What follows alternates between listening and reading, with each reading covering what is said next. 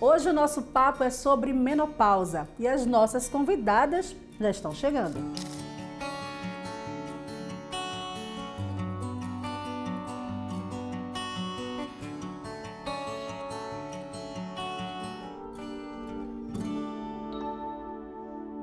Ava, o que é menopausa? Menopausa, na verdade, é um evento, né? É o evento da última menstruação daquela mulher. Então, assim, a gente popularmente conhece a menopausa como todo aquele contexto de ter vários sintomas, várias alterações no corpo da mulher, no humor e diversas questões também metabólicas no nosso organismo, como sendo a menopausa. Mas a menopausa em si é aquele evento da última menstruação da mulher. O nome correto deveria ser a fase climatérica, que envolve antes da menstruação acabar, esse momento, esse evento, e o após, né, desse momento que a gente tem que acompanhar essa mulher como um todo. Então, é um contexto bem mais amplo do que só aquela última menstruação mesmo. E quais são os sintomas mais característicos que a gente olha assim e diz, não, agora é pra valer? É para valer. É muito variável também, porque depende muito das escolhas de vida de cada mulher. Então, se aquela mulher é uma mulher ativa, se ela faz exercício, se ela não faz, se ela se alimenta bem. Então, tudo isso vai impactar diretamente no quanto aqueles sintomas vão ocorrer ou não naquela mulher. Mas um dos mais famosos são os fogachos, né, que é o termo científico para os calorões, né, que são aqueles calores que vêm, né, de forma mais repentina, que a mulher pode ficar com aquele rubor na face, né, aquele vermelhidão no rosto. Então, esse é um dos mais famosos. Mas também a gente tem alterações genitais, como a secura vaginal, a gente pode ter dor para ter relação, por conta justamente às vezes dessa secura, alterações urinárias, você pode ter aumento da frequência urinária sem infecções, mas por conta de todo o contexto da queda do hormônio principal, que é o hormônio estrogênio, e esse hormônio ele faz várias alterações. Então, esses são as queixas mais frequentes que a gente recebe como ginecologista. Mas a gente também tem alterações de humor, alterações da pele, alterações metabólicas, como, por exemplo, o aumento de triglicerídeos, que é uma das gorduras do sangue. A gente pode ter também início de hipertensão, diabetes, como consequência desse processo ali do climatério menopausa. Agora que a gente já sabe quais são os principais sintomas da menopausa, vamos conversar com as minhas meninas. Eu estou aqui com a Silvânia, com a Flávia e com a Aniette, que têm experiências, claro, incríveis já. E que eu quero saber de vocês, vocês já sabiam que era essa fase que estava chegando ou não? Só achava, como eu, que está ficando doida. Porque tem isso, né? Em alguns momentos pode parecer mesmo, né? A bolha, ela amplia. Em alguns momentos eu me percebi recuando, a pessoa aproximava, eu recuava e algo muito diferente aconteceu com relação ao choro. Eu percebi que eu estava chorando menos. Chorando menos. Chorando menos. E um ressecamento muito forte nos olhos. E eu fui para o oftalmo e ele fez uma série de exames e, para minha surpresa, 30% das mulheres, nesse período pré-menopausa, são acometidas com as glândulas lacrimais. Elas vão deixando de produzir lágrimas. Mas a vontade de chorar vinha ou nem vontade vinha? Vinha, mas as lágrimas não saem, assim, ou muito pouco.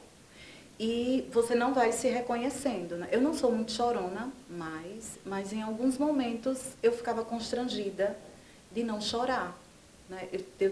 Tinha vontade de chorar e comecei a achar estranho. E ele me mostrou e foi me explicar. E isso não é falado, né? E o que é que pode acontecer? Se não fizer um tratamento, as glândulas lacrimais elas vão parar de produzir, né? Então, tem que ter esse cuidado, isso tem que ser falado mais, né? E não é falado, né? Eu fui para investigar e ele perguntou a idade e começou a conversar sobre outros sintomas. E chegou na menopausa. Não cheguei ainda, mas estou... Não, a história chegou. A história chegou na menopausa, né?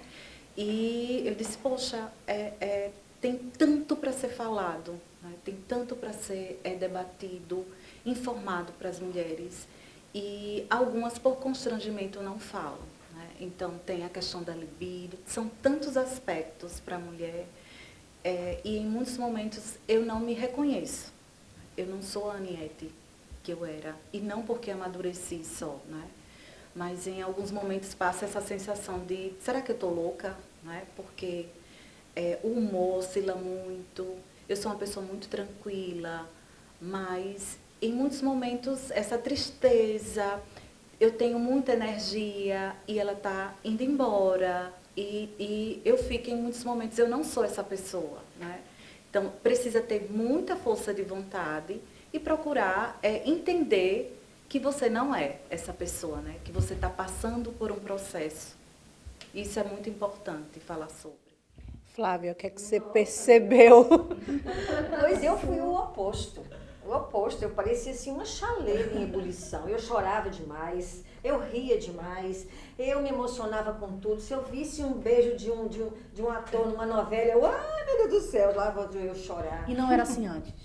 Não, eu tinha as minhas emoções, eu era um pouco mais contida, mas quando comecei com esses sintomas aos 49 anos, né? Então eu já sabia o que era isso, a minha, vamos dizer assim, a minha formação com a minha mãe, com a minha família, não me deu essa liberdade para a gente estar aqui sentada conversando sobre vagina, sobre mama, sobre ressecamento, sobre mulher expansiva. A gente não tinha isso, né? Então hoje a gente pode sentar numa rodinha e dizer assim, não, ela retinha o choro, eu não, eu queria matar um e ainda chorava feito uma cascata.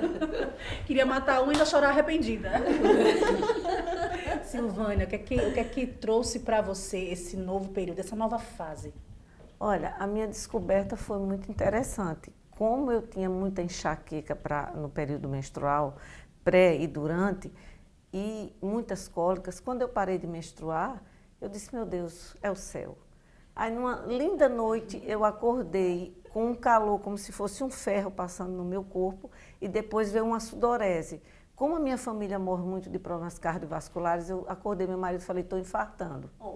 Aí, quando ele me acalmou, que eu voltei a dormir, veio uma sucessão de fogachos, como a doutora explicou. E eu fui direto para o cardiologista, fiz todos os exames, ele disse, não tem nada cardiológico, mas vai na ginecologista. Quando eu fui, ela falou, não, você está na menopausa, é assim mesmo. E quando ela pediu os exames, né, antes, que disse, você teve falência dos... Eu não estava mais produzindo progesterona, nem estrogênio, nem um pouco de testosterona, que a gente também produz. Então, eu falei assim, eu caí no choro lá, porque tem um aspecto muito interessante da menopausa, que é o papel da mulher na sociedade. Quando eu comecei a conversar sobre isso, tem 8 anos que eu parei de menstruar, né, como a doutora explicou, que é o evento, aquele evento aconteceu quando completa um ano, eu estou justamente no pós-menopausa, eu conversava com as amigas, não, ninguém tinha tudo que eu tinha. Aí eu falei, bem que a mamãe disse que desde criança que eu sou estranha. Eu sou estranha. Eu adorava ser estranha, mas essa estranha aqui está meio confusa. Por quê? Eu chorava demais, não tenho ressecamento do olho, porque fiz o exame agora, a doutora se admirou, não uso colírio por ressecamento, mas libido, fogacho, insônia, crise de pânico e não posso fazer reposição hormonal e tomo uma medicação que é muito bom vocês saberem, que a menopausa ataca a saúde mental da mulher. E a gente não gosta de falar de saúde mental nesse sentido, não é, doutora? Com certeza. Então, isso é comum? Muito mais o comum, estrogênio é o imagina. hormônio da felicidade. Quando eu fui procurar ajuda, tinha 3 anos sofrendo, e eu vou dizer o nome, porque eu posso dizer o nome do medicamento, doutora? Pode, porque fica à ninguém vai vontade. se automedicar, até porque ele é com receita. Quando eu encontrei a sertralina, eu disse, sertralina, meu amor. Eu te amo. Eu te amo. Porque agora eu consigo lidar com essa nova mulher que tem todos esses sintomas. É claro que com 8 anos os fogachos não são mais assim. Eu agora falo sobre isso, eu cheguei e disse, ó, estou me abanando. Não, mas eu tinha vergonha. Na hora que eu mais precisava, em público, o suor estava descendo.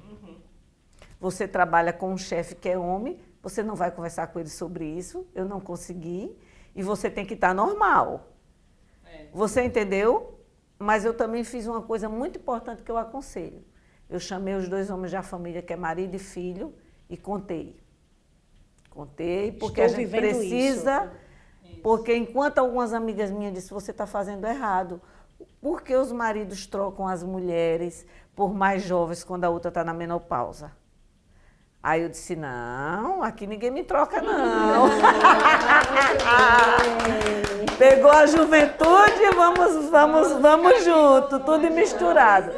Meu filho hoje sabe mais de menopausa do que muitas mulheres, porque mais tarde ele vai ter uma mulher na menopausa na vida dele.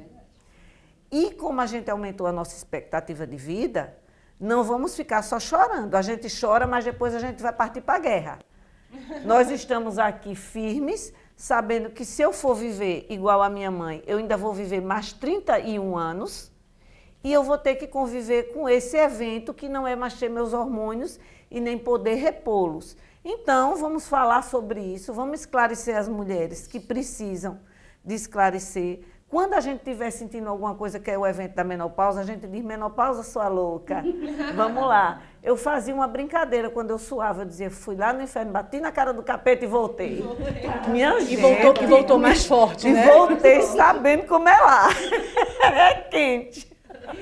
A Silvânia já não menstrua mais, já está no Há 8 pós-menopausa. anos. Há 8 anos. Flávia, ainda menstrua? Eu já vou para uns quase 20, porque a minha foi bem cedo mesmo, né? Então, infelizmente, eu não tive esse apoio que eu estou tendo agora, né? Da gente conversar, da gente falar, se expressar, de ter médicas que chegam até a gente, né? Porque você vê, a gente está aqui numa roda com uma médica. Olha que coisa mais Que privilégio, né? Para mim isso é um privilégio, sabe? Eu tirar dúvida com uma pessoa que é especialista nisso. Eu nunca quis imaginar que tudo que eu sofri era climatério. Para mim tudo era menopausa.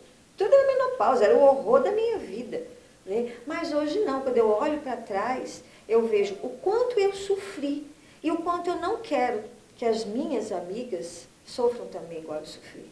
Aniete, como é que tá? Já deu indícios de que está querendo ir embora ou só o climatério ainda? Só tudo isso, né? Que é o climatério, só não. E para mim o que está sendo muito difícil é essa falta de energia, sabe? Chegar num domingo e a vontade que eu tenho é de ficar deitadinha. E eu não sou essa pessoa, né? Então eu me trabalho muito para me movimentar e entender também que eu preciso também, como Silvana falou, em busca de recursos, né? Então, hoje a informação está chegando, né? E buscar também informação é importante, falar sobre é importante. Eu já chego, já falo para avaliador físico, para nutricionista, olha, estou sem energia, tenha cuidado que eu estou aqui nessa fase, então não sou mais aquela pessoa, estou nessa fase de adaptação, os treinos. Então, ficar atenta, nessa fase a gente vai perdendo massa magra, massa óssea, isso não era falado. Então, esse é um momento que eu estou tendo, diferente do que as meninas falaram, de me antecipar para me cuidar, né? Então, mais do que nunca agora eu preciso estar atenta à atividade física, que aí é um esforço muito maior, né? Estou me trabalhando para retomar, porque não tem energia, ânimo, e a atividade física vai fazer a diferença para que eu não perca massa magra, não perca massa óssea. Então, para melhorar a minha qualidade de vida e chegar neste evento, como a doutora falou, sem me perder de mim.